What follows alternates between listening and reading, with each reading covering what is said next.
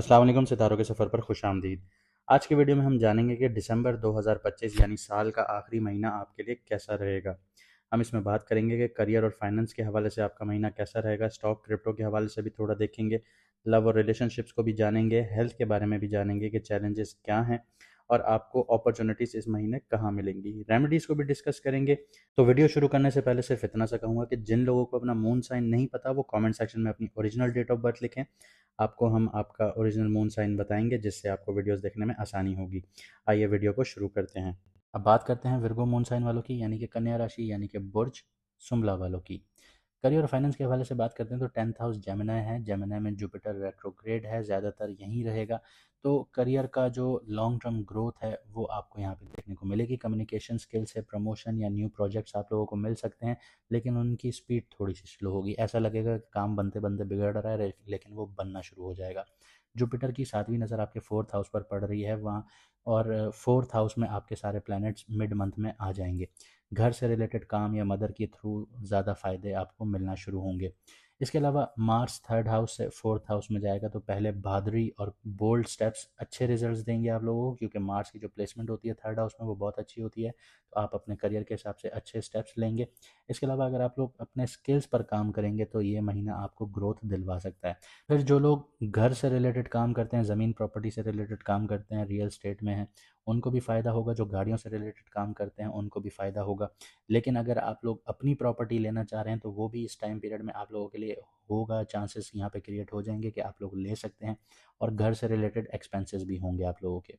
इसके अलावा जो मार्स है, वीनस है, सन है, ये यहाँ पे आगे बढ़ेंगे आपके दिसंबर के मंथ में 4th हाउस में मूला नक्षत्र में एंट्री लेंगे, तो पुराने मैटर्स जो हैं वो क्लियर करने पड़ेंगे आप लोगों को। सैटर्न 7th हाउस में बैठा है और 10वीं नज़र से आपके 4th हाउस को देखेगा। तो पार्टनरशिप से बिजनेस में स्टेबिलिटी आएगी, लेकिन थोड़ी सी मुश्किलात के बाद आएंगी। इसके अलावा राहु जो है वो 6th हाउस में एक्टिव है, यानी सर्विस सेक्टर में एक्टिव है। तो जॉब में सडन अपॉर्चुनिटीज़ आएंगी, कॉम्पिटिशन्स में आप लोगों को जीत मिलेगी। कोई भी आपका जो राइवल है वो आपके आगे टिक नहीं पाएगा, क्योंकि राहु की ये जो प्लेसमेंट होती है बहुत स्ट्रांग होती है।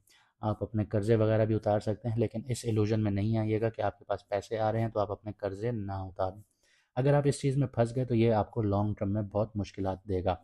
जहाँ पे अगर आपके कर्जे हैं और आप सोचते हैं कि आपकी अब हालत स्टेबल होती जा रही है, तो सबसे पहले अपना कर्जा उतारिएगा, वरना यहीं पे बैठे बैठे जो राहु है वो आपके इल्यूजन्स क्रिएट करेगा, और इन इल्यूजन्स के चक्कर में आप लोग कोर्ट कचहरियों के चक्कर में भी जा सकते हैं। क्रिप्टो स्टॉक की बात करते हैं तो 5th हाउस कैप्रिकॉन है, खाली है, लेकिन उसका जो मालिक है वो आपके 7th हाउस में बैठा है। तो यहाँ पे अगर आप लोग क्रिप्टो और स्टॉक्स में हैं तो किसी के साथ पार्टनरशिप कीजिए, उसकी एडवाइजेज़ लीजिए, लेकिन एडवाइजेज़ भी उसी बंदे की लीजिए जिसको क्रिप्टो स्टॉक्स वगैरह में अच्छी खासी नॉलेज हो। ये ना हो कोई अनप्रोफेशनल बंदा आप हायर करें या उसके साथ बैठना शुरू करें, आप अपना पैसा भी गंवा दें।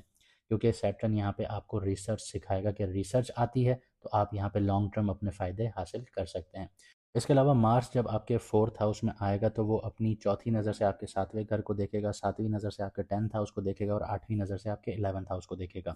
तो करियर में फ़ायदे, एनर्जी मिलेगी आप लोगों को, बूस्ट मिलेगा आप लोगों को, लेकिन ये मिड मंथ से मिलना शुरू होगा। सेकंड हाउस आपका लिब्रा है, उसमें मरकरी रहेगा शुरू में, लेकिन फिर वो आपके 3rd हाउस में चला जाएगा, फिर आपके 4th हाउस में आ जाएगा।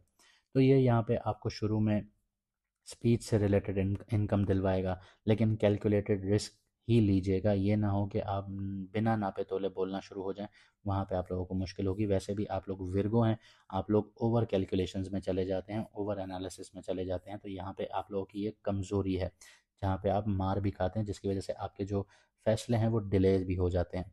तो कैलकुलेटेड रिस्क लीजिएगा, वो आपके लिए ज़्यादा फ़ायदेमंद रहेंगे। 11th हाउस जो है कैंसर है, वो खाली है, लेकिन जुपिटर यहाँ पे नेक्स्ट ईयर आएगा अब, क्योंकि फ़िलहाल तो यहाँ पे रेट्रोग्रेड है, 0 डिग्री पे है, शर्फ में था, लेकिन वो स्टैंड स्टिल पोजीशन में था, लेकिन उतना पावरफुल नहीं था क्योंकि आगे नहीं बढ़ा।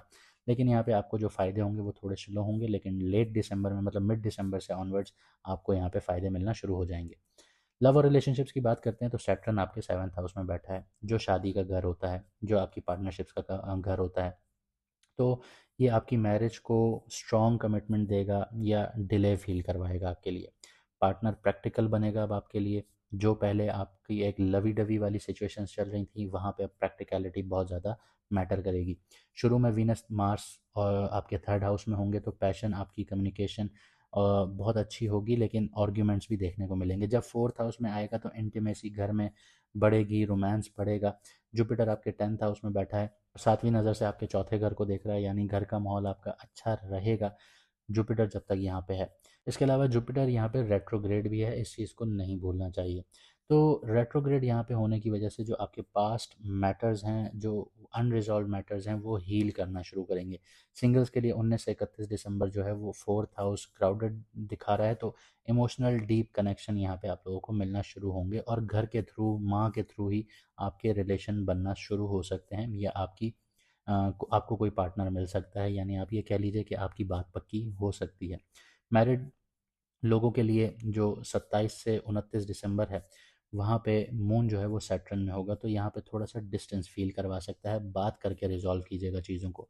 केतु 12th हाउस में है, तो यहाँ पे ख्वाबों की दुनिया में लेके चला जाएगा, डिटैचमेंट दे सकता है आप लोगों को, लेकिन स्पिरिचुअल जो बॉन्ड होगा वो आपका यहाँ पे बढ़ाएगा।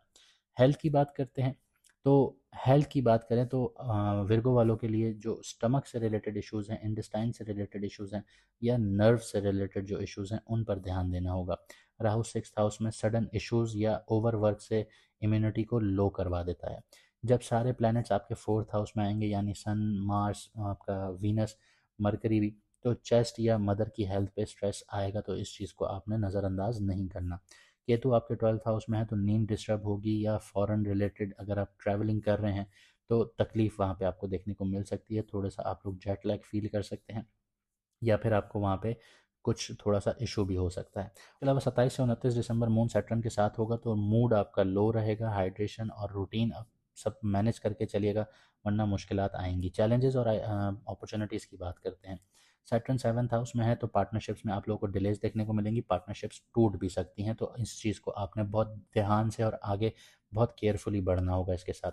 राहु 6th हाउस में है, हेल्थ के लिए आपके लिए थोड़ा सा मुश्किल है, लेकिन आपके दुश्मन, आपका जो जॉब वगैरह है, या आपकी ऑफिस पॉलिटिक्स है, उसमें आप लोगों को यहाँ पे जीत मिलेगी, लेकिन अपनी हेल्थ का बहुत ज़्यादा ख्याल रखिएगा। केतु आपके 12th हाउस में है, खर्चे आपका करने का दिल नहीं करेगा, लेकिन आप लोग इस तरह के हो सकते हैं कि आपसे किसी ने मांगा, आपने दे दिया, और अगर आपने नहीं दिया तो आपने केतु को एक्टिवेट कर दिया, और जब आप नहीं देंगे तो केतु यहाँ पे एक्टिवेट होगा, तो वो आपसे खुद ब खुद ले जाएगा, या आइसोलेशन में भी आप लोग जा सकते हैं। पहले 15 दिन थर्ड हाउस में इंटेंसिटी बहुत ज़्यादा होगी, तो ओवर थिंकिंग भी देखने को मिलेगी, लेकिन अपॉर्चुनिटीज़ भी यहाँ पे आपके लिए वैसे ही हैं। 10th हाउस का बैठा जो जुपिटर है, वो करियर में आपको पीक देगा लेट मंथ में।